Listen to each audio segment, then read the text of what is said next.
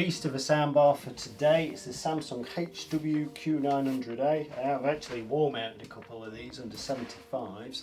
I'll insert a picture somewhere if I can find it as well. But anyway, I'll measure what I can along the way. And I'll put the timestamp for the measurements in the description. Top of the box, we can just see the bar there covered by the poly, so there's a poly off and a big thick soundbar underneath. And that poly out there. It's quite a heavy soundbar in there underneath. More poly. Accessories pack. Big subwoofer, heavy as well.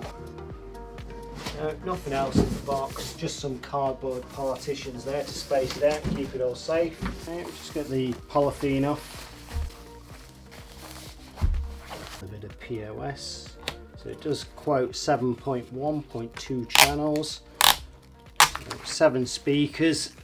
It should be the front speakers in the bar.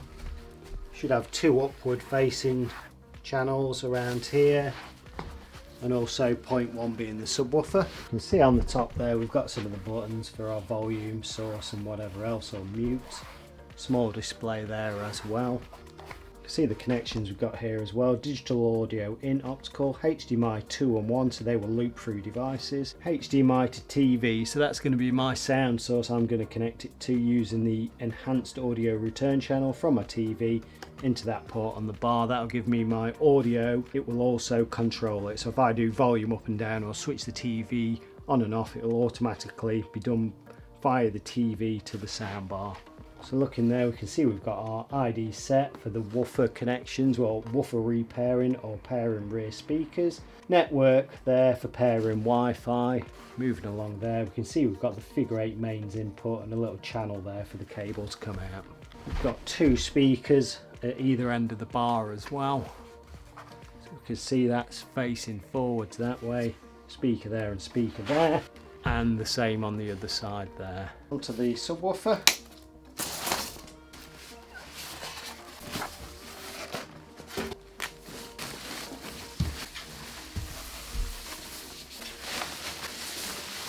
Okay, so that is the sub there. From the front, and it has got a big, that's about, woofer actually starts there and there, it's about an 8-inch woofer. If we look at the back, got a huge base port there as well, can almost fit my hand in. Figure 8 mains input, service port, ID set if it loses pairing. Should flash red in standby, or it should go solid red in standby. Start blinking blue when it's trying to link and go solid blue when it's paired to the bar. Accessories box. Open it the right way up helps. So we've got there about installing the wall mount. It is pretty much the same for wall mounting all Samsung soundbars. I will do a video on it if I ever get around to it. So we get these plastic rings that we screw to the wall. Attach the L-shaped brackets to the soundbar.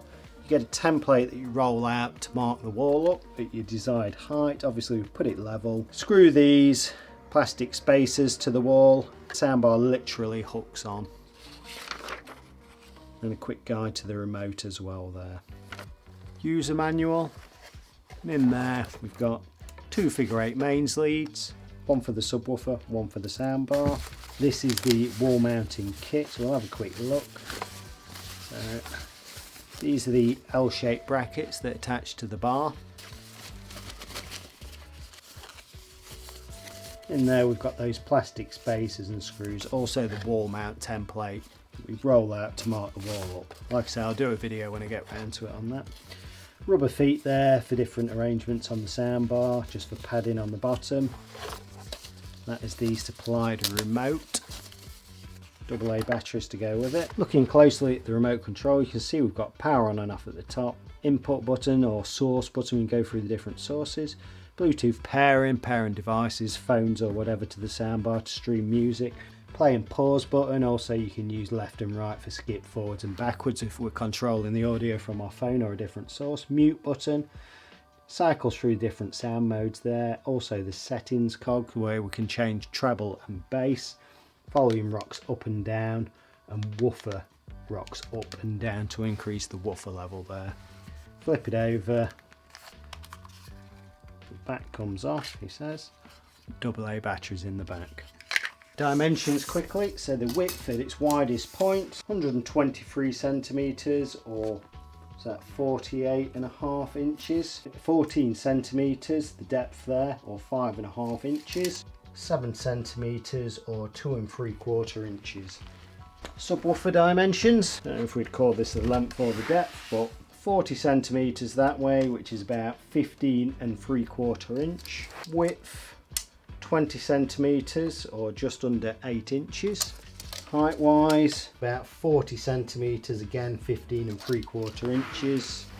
Flip the soundbar so we can just see the bottom for me to put my leads in. So that's the mains power input going in and out of that channel there. Got a QN900 above it TV. It's connected to the HDMI audio return channel, enhanced audio return channel in this case. So pop it into the ARC port on the soundbar.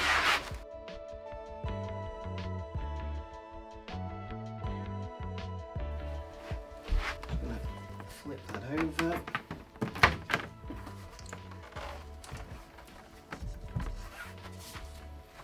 Turned it on so we can see the subwoofer pairing. I'll just turn it around, put my mains input into it if it reaches.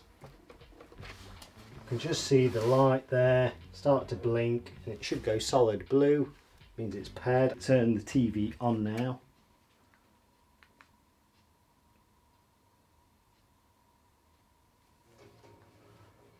Turn the soundbar on.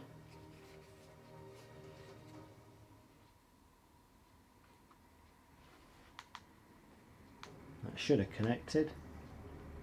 Tells me on this TV Atmos enabled device connected. I'm going to flip it on its face so we can actually see the display. That's the only weird thing, is you can't see it. Okay, so you can see it'll say volume plus and minus. It'll also display its source TV audio return channel. Got tuning there. AVA off. Treble, bass, lip sync. Also I can go through the sound modes. So we've got surround, game, adaptive sound. So on adaptive it should analyse the content that you're viewing and give it the best sound sort of settings for that content. Press it again, so we've got standard. So I'm going to leave it on adaptive. I'm just going to try the Samsung retail demo built into that QN900 above.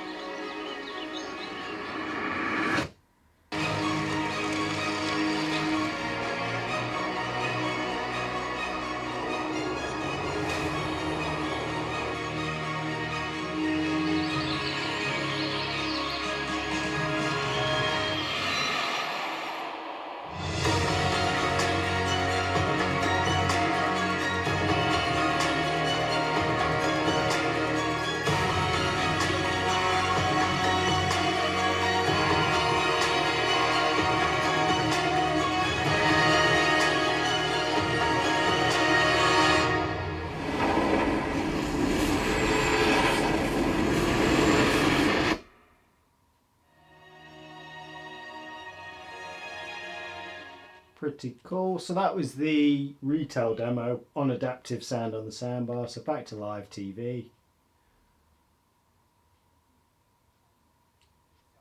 On Taliban assurances that women will be treated differently, I think the attitude of the administration is very much that the proof will be in the pudding. Let's let deeds talk louder than words. OK, John, thank you for that. John Sopel there, live at the White House.